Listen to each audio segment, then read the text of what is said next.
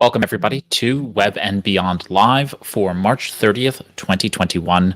I'm Ray Sidney Smith. I'm president of W3 Consulting, and I'm managing director of W3C Web Services, which provides affordable web and WordPress hosting, domain name registration services, as well as web-related services to small businesses.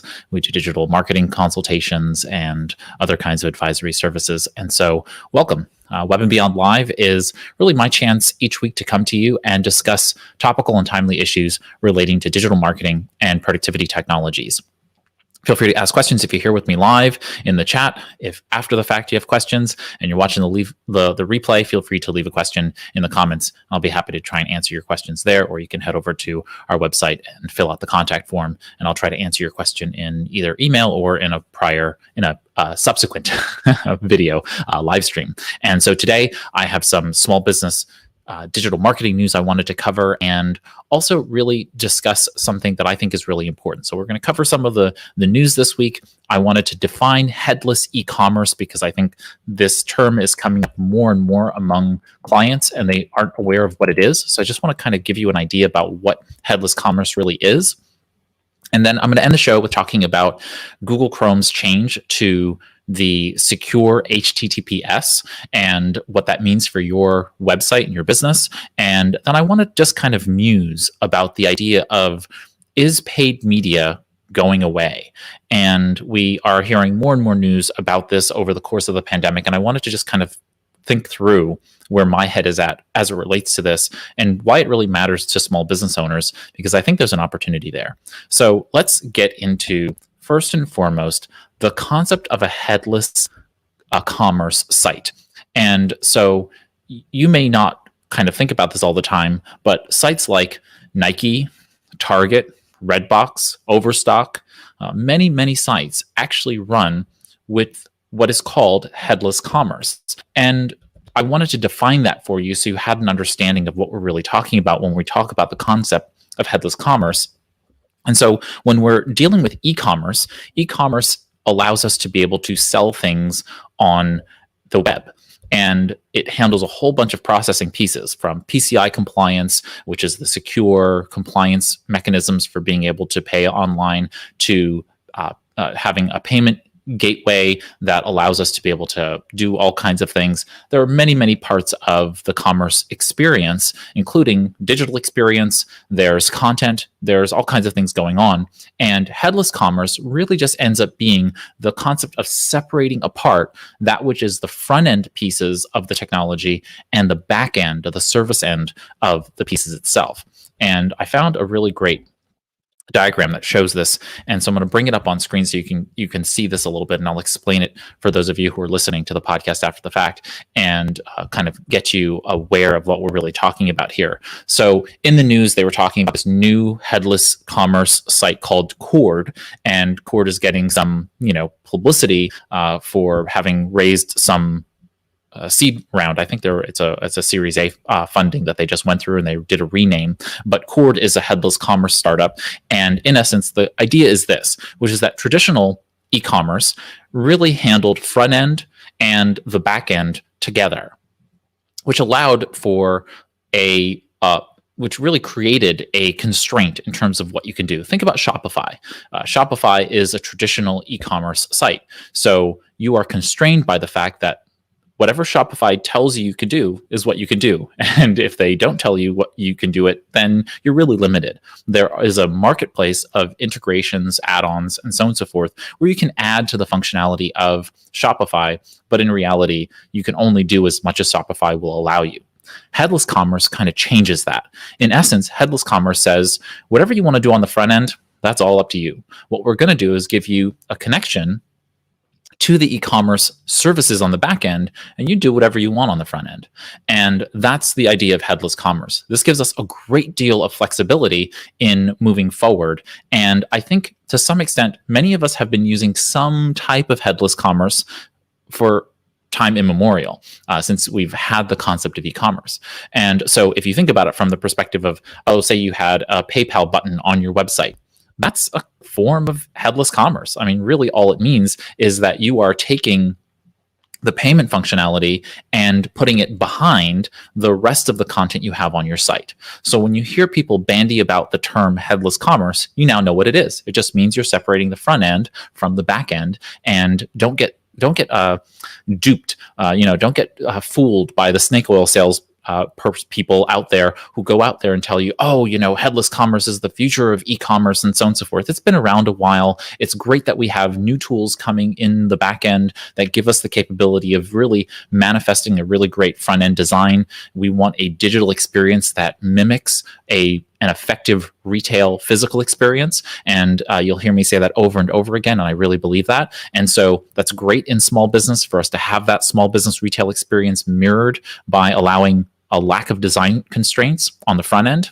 All good stuff there. But I hear a lot of people now putting into their proposals, and my clients, of course, share their proposals with me as we go through our consulting engagements. And I'm seeing a lot of people put in the term headless commerce as a mechanism to kind of sound fancier than really what it is. And it's important, it's powerful technology, but don't get caught up in the buzzwords, so to speak. Think about this from the effective usage of that technology for purposes of you being able to build an effective retail experience on your site.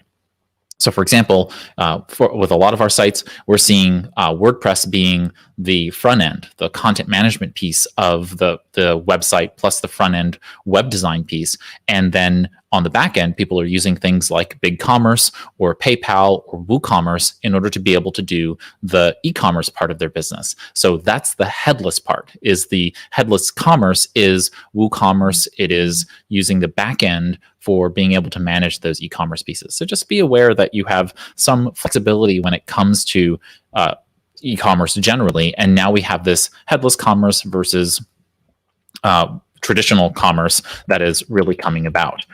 All right, next up is just a quick note about a bit of news about Microsoft being in talks with Discord. And let's set aside the discussion about Discord being purchased, because they may be going public, and this is a really good opportunity for them to go ahead and make themselves have a big number before they went public. So I'm not particularly interested in what they're valued at or the fact that Microsoft is in discussion with them, but more about the fact that you may not know what Discord is, and this is a really important thing for you to know about. And so Discord is where the kids are at, in essence. This is the latest and greatest chat application. And if you think about really most of the open source products that are out there in the world, a lot of the gaming products that are out in the world where people are gathering are in these Discord instances. And so Discord is a platform for being able to it's not just chat. If you think about like Slack, which is a chat-based application for communicating with teams, Discord gives a new layer of that with regard to video chatting, audio chatting, and text chatting. And it's just done in this fairly sophisticated way. I mean, it does a really great job of being able to bring people together. Either way, Discord is really where it's at. So much of what's going on online today in younger and in the tech sphere is happening inside of Discord. So just so that you know, if you want to kind of get in front of that younger crowd and or in front of a techier crowd, a more tech literate crowd, those people are hanging out in Discord channels. And so you can start to look for those channels around the web in different manner. Discord also is very powerful because it gives you some fairly sophisticated what are called bots. And those bots are these scripts that allow you to add different functionality. So for example, a business model might be that you could create your own Discord instance and charge people to be added to that Discord instance. So you can, in essence, charge a membership fee for people to be able to join your Discord.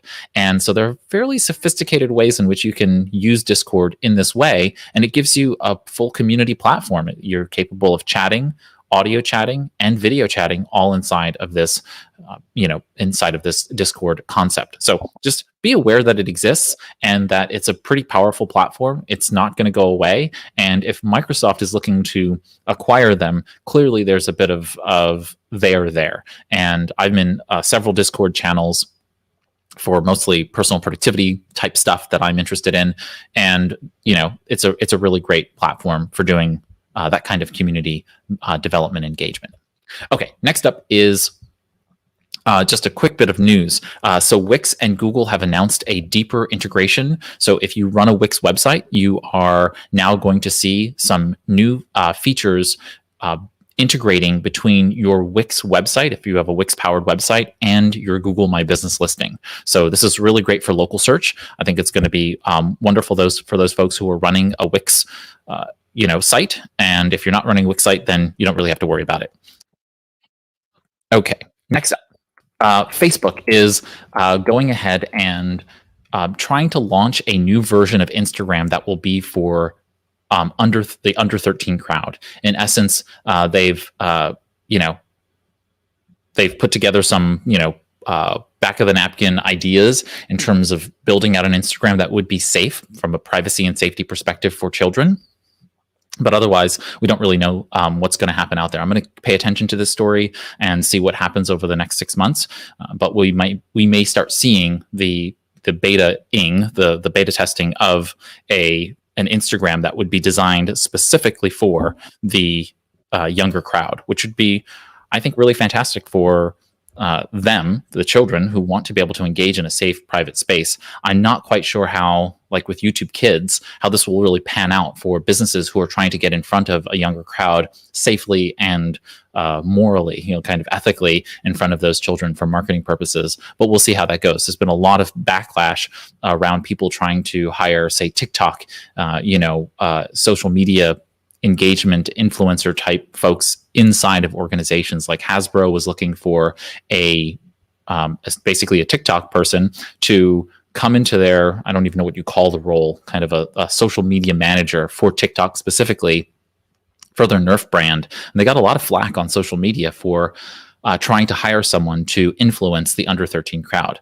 I somewhat disagree with the reading of the tea leaves here from people, because the reality is that adults buy Nerf products for their kids. 12-year-olds aren't going out and buying Nerf products, but there is an influence campaign there. And so I get both sides of the argument here, which is that, there may be a Hasbro, sordid, amoral message trying to go out there to under 13 crowd, but there could also be a very clear message toward the adults, and the adults who have kind of children at heart who are buying Nerf products as well, and they're buying those products for their children, for their nieces and nephews and grandchildren who are on TikTok as well. And so I try to I understand the some of it, but I don't understand the outrage. We should be certainly aware of the ills of marketing toward children and what we need to do there. But TikTok is not for children under 13. We know that they're there,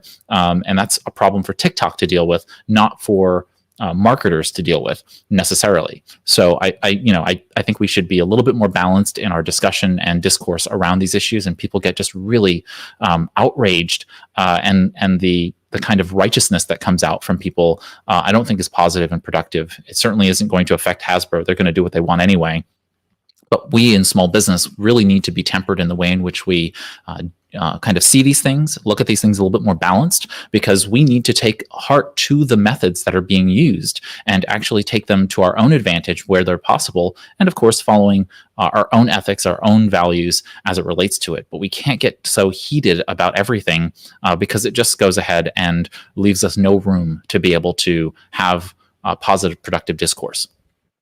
So just be aware Facebook is going to be doing that. One little bit of, I think, fun news is that Twitter is testing out the ability to watch YouTube videos directly from the home timeline on iOS, which means that ultimately it will come to your mobile devices, both on Android and iOS, the capability for you to, in essence, be scrolling through Twitter, and whenever there is a YouTube video now inside of it, you can watch the YouTube video while you're on Twitter without having to leave it and go outside of it, which is a bit of a inconvenience, so to speak. And so now being able to just watch the video directly within the Twitter application, I think is going to be really nice. I think that's going to be a nice kind of feeling to it. So hopefully this rolls out both globally and to Android as well over the next 6 to 12 months. But I think it's a good step in that direction, because who doesn't want to watch the video that is embedded in a tweet directly there? And I think this actually will change some of our strategy as it relates to those of us who are using Twitter and YouTube for purposes, Twitter and YouTube for purposes of marketing. Now we have this nice marrying of those two networks together, so that when you do tweet about your YouTube videos, it could be hopefully YouTube Live even, where now people can experience and watch that content directly where they're at, and you can engage them. Say, if you're watching my YouTube video live on Twitter, you can be tweeting along with us as well as watching the video without having a break in your continuity of what you were doing. So you're kind of immediately guided into that experience, and that can be really powerful. So I'm looking forward to seeing how this all works out in the end. Just a bit of just, I know I constantly have to beat the horse about the concept of cybersecurity here, but a Shopify seller lost $55,000 from her account being hacked. Have good, strong passwords. Make sure that you are doing what you can to make sure that you are protecting your security in even places like Shopify. If you have a poor password, this allows your systems to get hacked. If you have poor passwords on your email, this allows people to get access to your email, which means they can send a password reset to Shopify and get access to your account, and then they can steal $55,000. So just, not every week do I bring up a cybersecurity story, but I try to bring them up frequently enough so that you're aware that digital marketing and cybersecurity are now tightly bound together, and you need to be as conscious about your cybersecurity practices as your digital marketing strategy. So just be mindful. And PSA. All right. Next to last story is the fact that Google Chrome is moving their default navigation over to their secure format, or to the secure format on the web, which is HTTPS, and that is TLS encryption. And so what TLS encryption means is that when you browse a website, if it is HTTP and you do not see the little lock icon up on the screen, it means that what you're transiting between the website and the server, that is the server that's hosting the website, and to your browser, is unsecure or non-secure. In that sense, the content that's being passed backward and forth between the server and you, anyone can kind of look at that content. Now, that's not the biggest of deals when you are just reading content. Like, I loaded this article. I don't have any data here that I'm entering into this website. There's nothing here that I really care about in terms of them being able to see that. However, the moment you're going to input data into that site, or if you are going to interact with the site in any way, shape, or form, for example, if I were going to click on any links on this site, if I were going to do anything like that, that could potentially be malware that is embedded on the site and could cause a problem for me. So the goal behind having the HTTPS is all about increasing the security of the experience between, in this case, Google having search engine results pages displaying your pages on the web, and the user being in some way, shape, or form impacted by a security breach. So continuing that security kind of concept here, what we want to do is we want to make sure our cybersecurity practices are not only for ourselves and protecting ourselves, but also protecting our websites. And what's good for Google is good for you, and what's good for you is good for your business, right? So understand that you need to make sure that if your site does not have that HTTPS, that secure layer right now on your site, you need to go ahead and get that implemented. Now, you can do this on a number of different layers. If you go to Cloudflare, Cloudflare can handle your CDN, which is Content Distribution Network, and they can add HTTPS, right? They can add that secure layer to your website. You could do this by purchasing an SSL certificate through your web host and or domain registrar, and having them implement the SSL certificate on your site, which will make it HTTPS. You can use Let's Encrypt. If you go to let'sencrypt.org, most hosting services now allow support for Let's Encrypt, and that allows you to encrypt your site through Let's Encrypt as well. So you have lots of options in terms of how to get HTTPS up for free or for low cost each year, and this is really driving forward the point. Now, what Google's basically saying is, from now on, if by default you go to your Chrome browser and you're just browsing around, it's going to presume that the site is HTTPS first, not HTTP. which means that there are going to be more and more people who are going to come to your website if it's HTTP and get some kind of notification that, hey, this is not secure. You may not want to visit this place. So you don't want to start having people experience that messaging that says, hey, this is insecure. You may not want to visit your website. You want people to just have no experience in between getting from the Google search engine results page and the website that you want to display. You want to be able to make this very, very easy for people. So get that HTTPS as soon as possible set up, okay? And last but not least, I wanted to talk today about this idea that we're hearing in the news over and over again. HuffPost was merged with BuzzFeed last year. We had the company that was owned by Dollar Shave Club, MEL Magazine. They shut down. We have now Medium buying out its editorial staff. Vice Media cut jobs this week. Over and over again, we're hearing it more and more, this concept that somehow the COVID-19 pandemic and the end of the past president's news cycle forced media push is really causing an impact on paid media. And of course, a lot of paid media is supported by ads.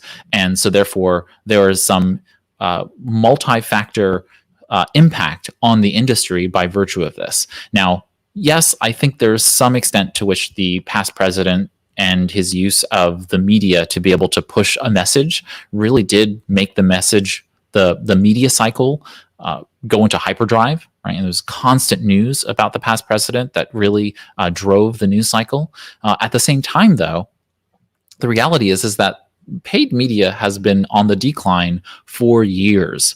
So this whole notion that COVID-19 and the past president kind of leaving the public sphere is the only reason for, or are the only reasons for us having paid media kind of take this downturn and tank is, I think, a little bit misguided.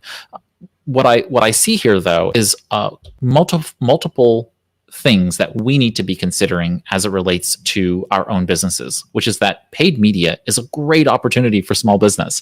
And whatever was happening in big media is unfortunate, but I think to some extent their own fault. They have not pivoted fast enough and interestingly enough for the consumer. They used ads as a mechanism for being able to give low cost or free news for so long that people just aren't willing to pay for those things that are generalized news. You can go on to Google News, you can go on to Yahoo or whatnot, and you can just get the news without paying for it. So a lot of people don't feel the value in being able to do that. And I do. I feel the value in investigative journalism and in local news. I feel the importance for our democracy that we have those things in place, but a lot of people don't. And that's a real problem. Flip side to that, though, is that individuals will pay for content, and they will pay for content in all kinds of ways. And I think that's the biggest upset. That's the biggest disruptor in the market today, which is that if I launch an online course, there are people who will buy that online course because they trust the content that I'm putting out. And if I wanted to put out, say, a paid newsletter, then that's something also that someone would pay for because I'm in a niche and I'm giving a very specific amount of high-level content in that space. And so do not discount the power and importance of you being able to go out there and actually go ahead and place paid media out there for your business. You can diversify your revenues by virtue of that. Or maybe you know other business owners that are out there who might want to diversify their revenues.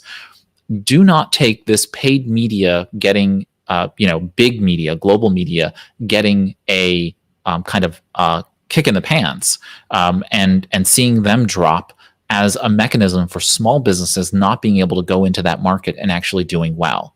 If you have a very bespoke, very local, and or very niche a level of expertise, especially something that you can talk about on an ongoing basis, I think there's a lot of room here for paid media, both from newsletters, from online courses, books, ebooks, guides, as well as paid media channels, video channels, and audio channels like podcasts and otherwise. There's a lot of room here to grow.